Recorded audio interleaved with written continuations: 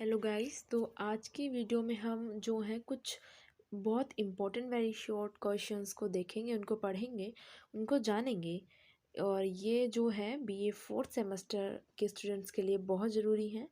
तो चलिए इन क्वेश्चंस को देखते हैं। तो हमारा पहला जो क्वेश्चन है कि साहित्य दर्पण रचना किसने लिखी। तो इसका आंसर है विश्वनाथ आनंद वर्धन ने।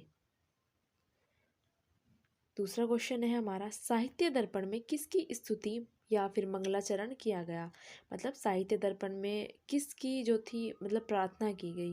तो किसकी प्रार्थना की गई थी, माँ सरस्वती की। तीसरा क्वेश्चन देखते हैं, साहित्य दर्पण में काव्य प्रयोजन के 4 वर्ग कौन कौन से बताए गए हैं।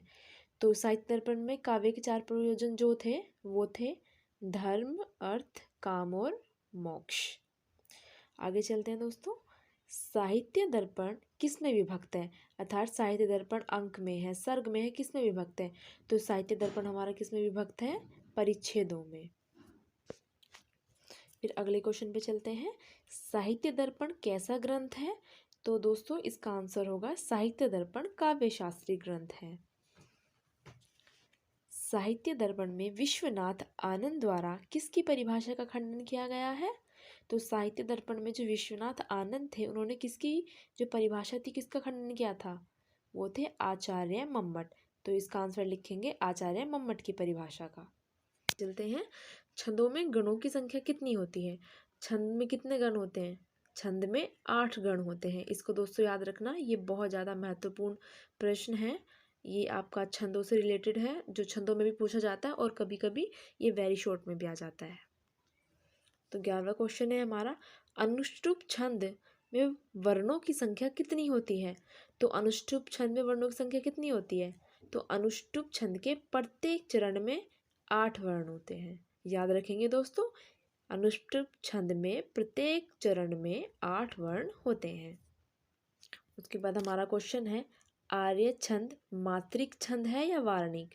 तो आर्य छंद किसके अंतर्गत आता है, मात्रिक छंद के। ठीक है। इसके बाद उपेंद्र वज्रा व इंद्र वज्रा छंदों में वर्णों की संख्या बताइए। तो दोनों में वर्णों की संख्या 11 ही होती है। इसको ध्यान में रखेंगे कि अगर क्वेश्चन आ जाता है कि उपेंद्र वज्रा या फिर इंद्र वज्रा में वर्णों की संख्या कितनी होती है, तो इसका उत्तर हम 11 लिखेंगे। अगर क्वेश्चन आता है उपमा के भेद बताइए, तो उपमा के कितने भेद होते हैं। तो उपमा के 2 भेद होते हैं, पहला पूर्ण उपमा, दूसरा लुप्त उपमा। और हमारा 15वां क्वेश्चन है, अलंकार किसे कहते हैं। तो हिंदी में जो है डेफिनेशन ये है कि काव्य की शोभा बढ़ाने वाले धर्मों। धर्मों का अर्थ क्या होता है दोस्तों, धर्मों का अर्थ होता है विशेषताओं। तो काव्य की शोभा बढ़ाने वाले धर्मों को अलंकार कहते हैं। और संस्कृत में इसकी डेफिनेशन मतलब परिभाषा क्या होगी, काव्य शोभाकरान धर्मालंकारान प्रचक्षते। तो आप वैसे संस्कृत में अगर लिखना है तो ये ज़्यादा सही रहेगी, इस पे आपको पूरे मार्क्स मिलेंगे। तो चलिए अगले क्वेश्चन लास्ट है ये हमारा, इसको देखते हैं। उपमा अलंकार की परिभाषा दीजिए। तो उपमा अलंकार की परिभाषा ये रही, साधमर्युम उपमा भेदे। तो ये जो दोस्तों छोटी सी डेफिनेशन है, आप इसको ज़रूर याद कर लेना और आपको फिर इसमें फुल मार्क्स मिलेंगे। और हिंदी में भी कुछ लोग लिखते हैं, पर संस्कृत का अगर हमारा एग्ज़ाम है तो अगर हम संस्कृत में लिखेंगे तो ज़्यादा बेहतर रहेगा। तो ये थे हमारे संस्कृत के कुछ महत्वपूर्ण प्रश्न।